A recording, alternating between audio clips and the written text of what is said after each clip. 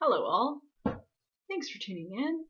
I'm going to talk about pandas and not the furry black and white teddy bear things you see at the zoo. Pandas.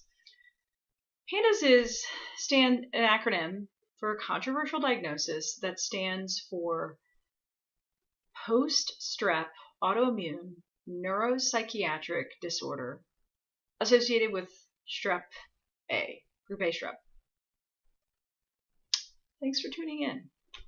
And why am I talking about this on a mental health channel?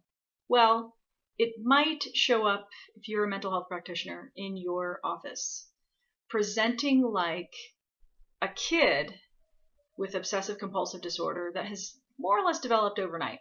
So an abrupt onset of tics, obsessive compulsive disorder, or even anorexia nervosa, a severely restricting dietary kind of situation. In addition to potentially pediatric bipolar or something where you're considering psychosis, right? You're thinking there are psychotic features in this young child. Okay. First of all, let me tangent a little bit. This doesn't necessarily only happen in children. There is not really an age association with it, so this could happen in an adult as well. But the evidence we have right now has a lot to do with children. That's where when it's getting diagnosed in children. The difficulty with this disorder is that it tends to fall in the class of what we call a diagnosis of exclusion. So basically, you have to rule out other causes for PANDAS, for this particular condition. And then secondly, there really aren't, the lab scenario for diagnosis of this condition is not especially great. What do I mean by that? Well, so it's thought to be an immune response, a more chronic level immune response to strep. But in the history, you may have, the child got exposed to strep, and there's this acute onset, but the timing for that can vary a bit. You also have this relapsing and remitting kind of nature to the course of the disease. So the child might manifest what looks like OCD type symptoms after they've had strep throat, and then that might sort of abate and then come back worse and abate, go back to baseline. And then, so you have this relapsing and remitting tendency of the disease, which makes it difficult sometimes from a standpoint of a practitioner to tie it into the etiology of strep throat. So that's one reason it's problematic. Another reason, like I said, various labs may or may not show up positive. And so you can do a rapid strep in office. Sometimes that's positive, sometimes it's not positive and it's negative. Some of that is user error. You may have done the wrong swab, wrong part of the throat. 2, you can look at antibodies to strep and titers, and most of the time you're going to see an increase in antibodies to the strep. That's going to be a clue that this is autoimmune. It's thought to be an autoimmune etiology in conjunction with the strep exposure.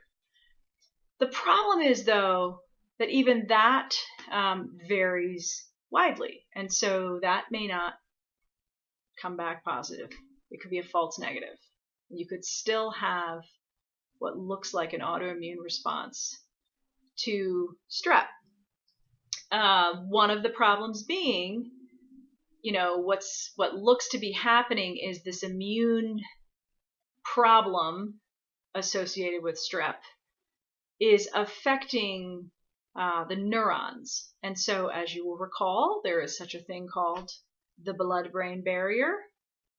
And we don't necessarily always have good ways of measuring what's happening behind the blood-brain barrier.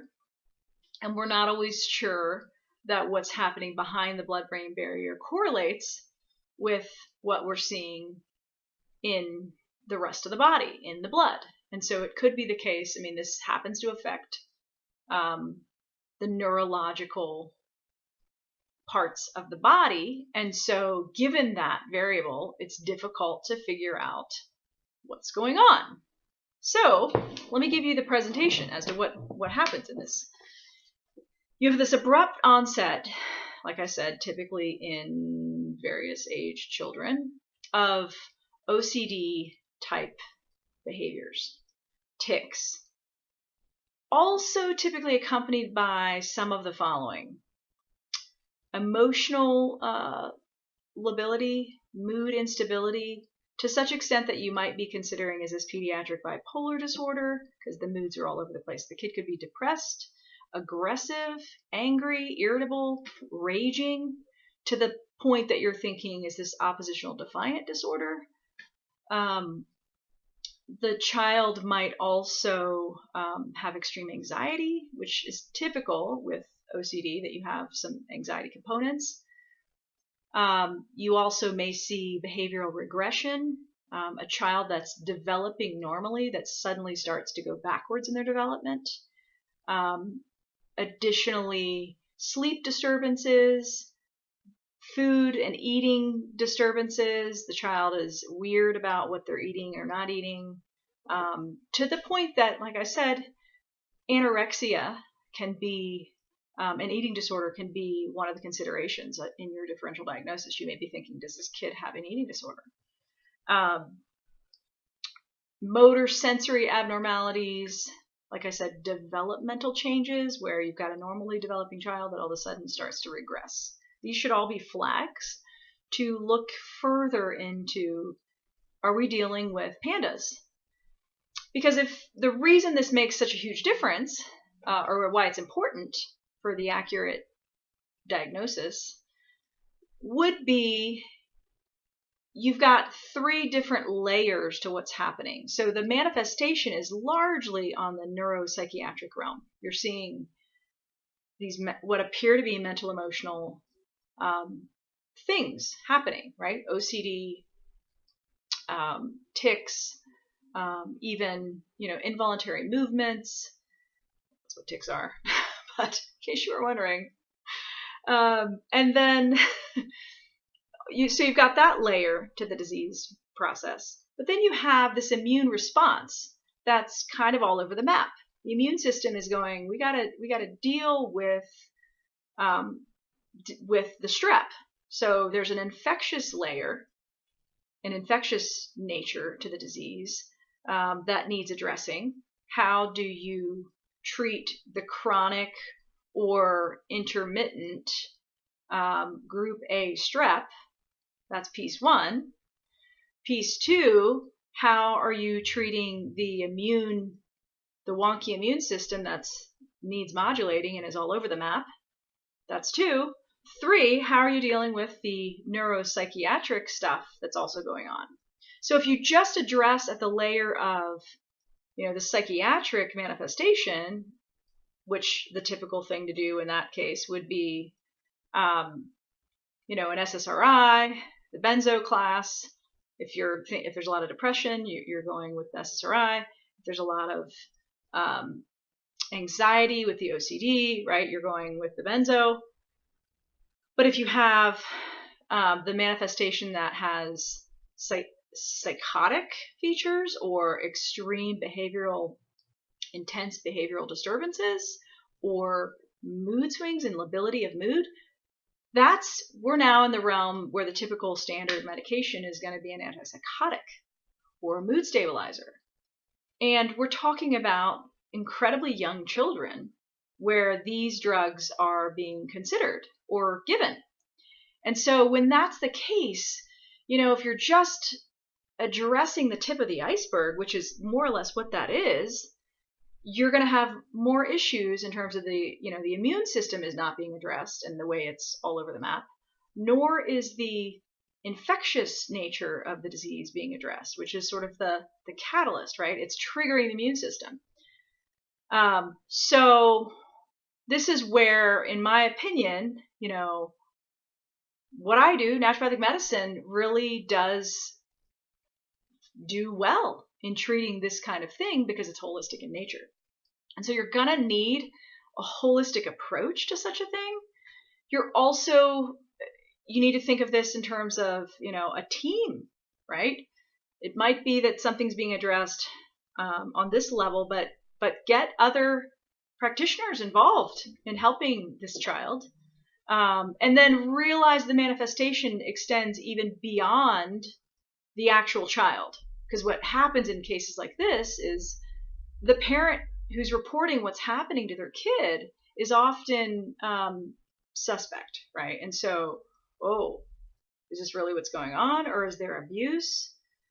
When you have a child one of the symptoms that can happen would be enuresis, right?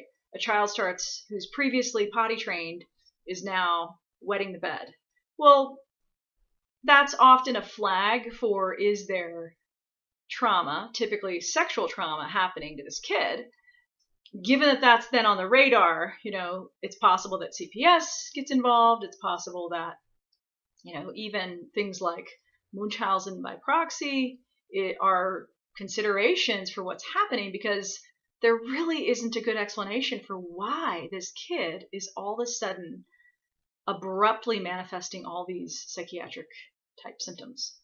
So for parents, it can be incredibly traumatic in that they are not just anxious and fearing for what's happening to my kid. They're in this category of being under the microscope and looked at as possibly being, the culprit or exacerbating things. And you want to talk about trauma for the whole family unit. I mean, that's where we're at with this kind of thing. So keep it on your radar. Keep it as a consideration, especially if you got a kid that presents to your office with obsessive compulsive, what looks like obsessive compulsive disorder or tics, or even an anorexia of types, or extreme mood instability, accompanying the OCD, right? It's pretty common that bipolar disorder and OCD can ride together. But in this case, in a child, flags should go off in your head in terms of, could this be PANDAS? And if so, look into it further. Thanks for tuning in. Hope this is helpful. Give me a thumbs up, likes if you find this useful. Also feel free to share it and get the word out there about the channel. Adios.